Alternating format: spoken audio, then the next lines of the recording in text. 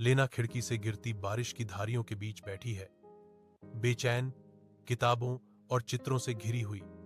हवा में बेचैनी की भावना तैर रही है।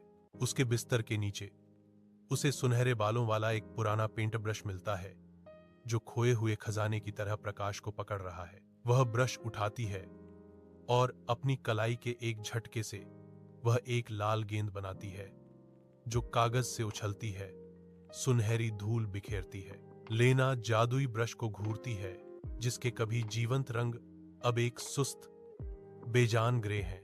वह एक पिल्ला बनाने की कोशिश करती है, लेकिन कुछ नहीं होता। तुम काम क्यों नहीं करोगी?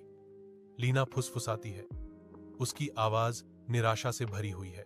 निराशा उसके चेहरे पर उभर आती है, क्योंकि वह ब्रश को कसकर पकड़ती है।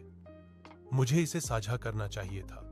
गांव के खेत में लीना और टॉमी अपने ब्रश चलाते हैं, खेल के मैदान को अस्तित्व में लाते हुए।